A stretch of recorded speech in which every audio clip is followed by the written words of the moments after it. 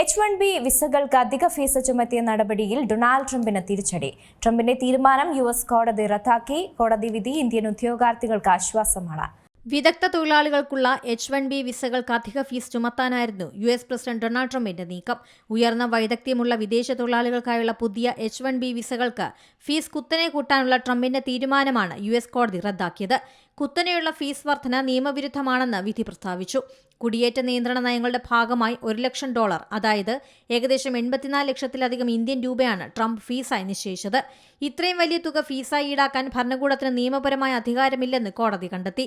20 democratic സ്റ്റേറ്റുകളിലെ attorney ജനറൽമാർ സംയുക്തമായി നൽകിയ ഹർജിയിലാണ് നിർണായക വിധി. കുടിയേറ്റ നിയന്ത്രണങ്ങൾ കർശനമാക്കുന്നതിന്റെ ഭാഗമായി കഴിഞ്ഞ സെപ്റ്റംബറിലാണ് ട്രംപ് ഫീസ് വർധന പ്രഖ്യാപിച്ചത്. US കോൺഗ്രസിന്റെ അനുമതിയില്ലാതെയാണ് ഫീസ് വർദ്ധിപ്പിച്ചത്. ഇത് പ്രസിഡന്റിന്റെ അധികാര പരിധിക്ക് പുറത്താണെന്നും കോടതി നിരീക്ഷിച്ചു. അധിക തുക വർധന വിദ്യാഭ്യാസം, ആരോഗ്യം തുടങ്ങിയ പ്രധാന പൊതുമേഖലകളെ ബാധിക്കുമെന്നും കോടതി വിലയിരുത്തി. വിദേശ തൊഴിലാളികളെ നിയമിക്കുന്നത് അമേരിക്കൻ കമ്പനികൾക്ക് അസാധ്യമാക്കുന്ന തരത്തിലാണ് ഫീസ് വർധനയെന്ന് കോടതി ചൂണ്ടിക്കാട്ടി. അമേരിക്കൻ കമ്പനികൾക്ക് വിദേശ തൊഴിലാളികളെ നിയമിക്കാൻ അനുവദിക്കുന്നതാണ് H-1B വിസ. ഈ പദ്ധതി ഏറ്റവും കൂടുതൽ ബാധിക്കുന്നത് ഇന്ത്യക്കാരെയാണ്. International desk C Malayalam news. ഏറ്റവും പുതിയ വാർത്തകളും വിശേഷങ്ങളും വിരൽത്തുമ്പിലറിയാൻ സി മലയാളം ന്യൂസ് എല്ലാ ഡിജിറ്റൽ പ്ലാറ്റ്ഫോമുകളിലും ലഭ്യം.